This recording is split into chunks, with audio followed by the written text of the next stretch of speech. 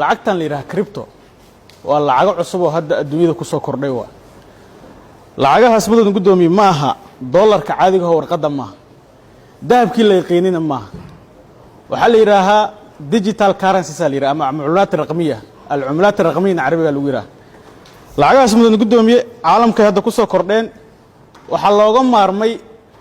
taakooyinkii ay bangiyada ku hay jireen dadka lacagaha waaweyn haysta oo ah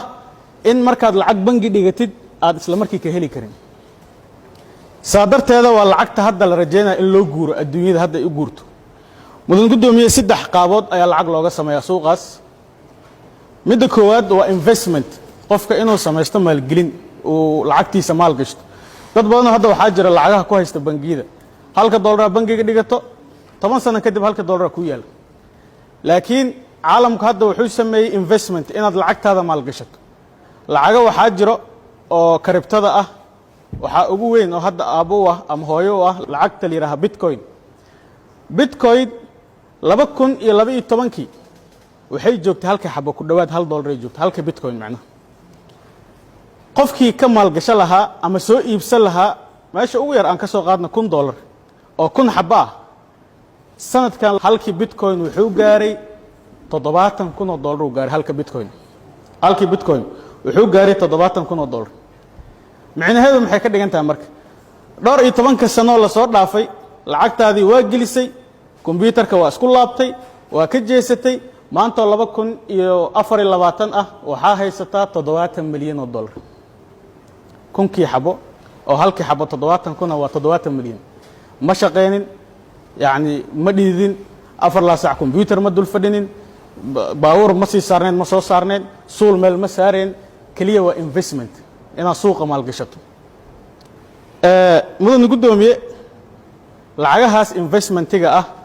ماشي أوير هذا كشيء و $1 نينك طبعا كم قشلها تضرب بقولوا مليون وهلي لها سوق أسمركا مالين كستو ساعات كستو سنة كستو وصو صار عدد مليونير وصو صار oo aan u dadaalin inay milyaneer noqdaan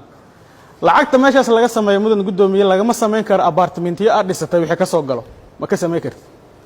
lacagta meeshaas laga sameeyo kama sameey kartid mushaar qaadatay wixii aad meel ka dhigtay kama sameey kartid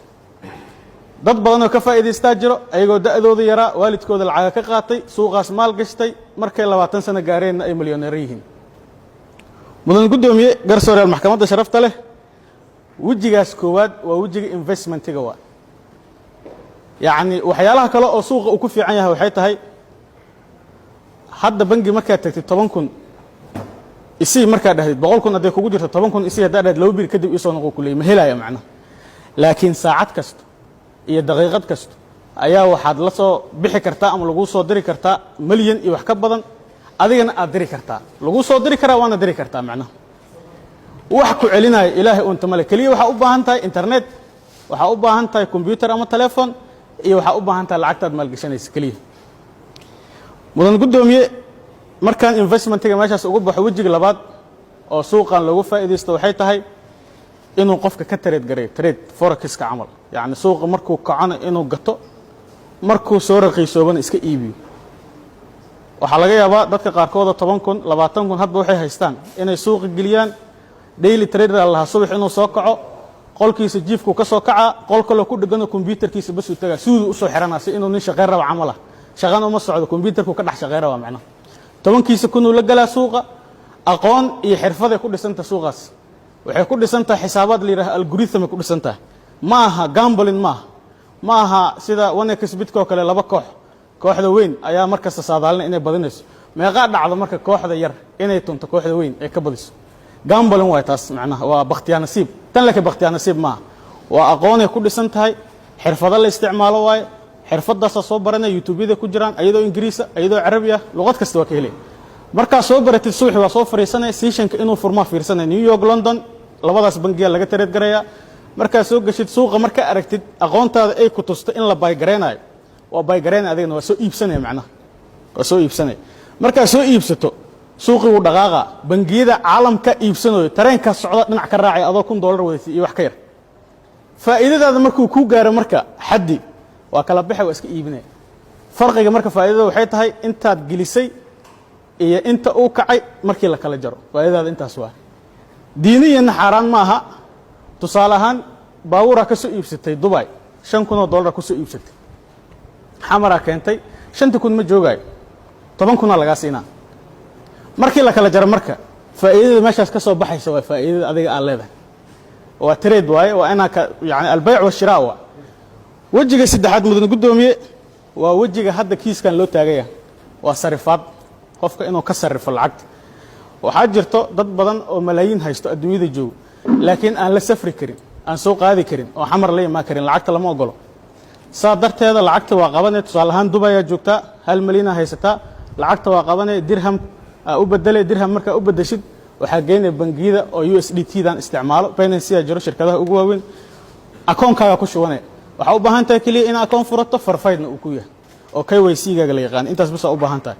lacagtaada waa la soo tagay marka inta la imaanay xamar diyaarada soo raacday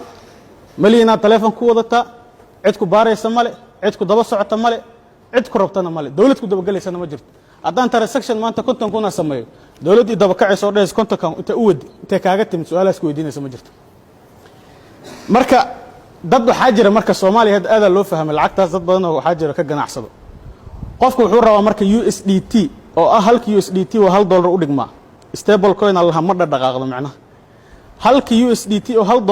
ah waxa laga yaabaa qofka inuu rabo inuu suuqa lacag la galo oo ku yiraahdo waxaan rabaa 100,000 USDT suuqa raba inaan galo ma helaya marka xamar uu jooga adaa ka saacidaysid 100,000 waalidkiisa ugu diray asiga lacagtu hay kaash ahaan bangigaaga caadiga salaam bank ama wuxuu kugu diraa Premier Bank lacagtaada caadiga USDT maxaa haysataa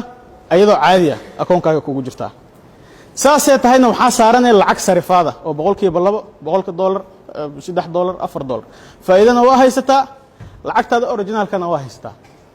marka waxaan rabaa in maxkamaddu saa u fahantay audience-ga meesha fadhiyo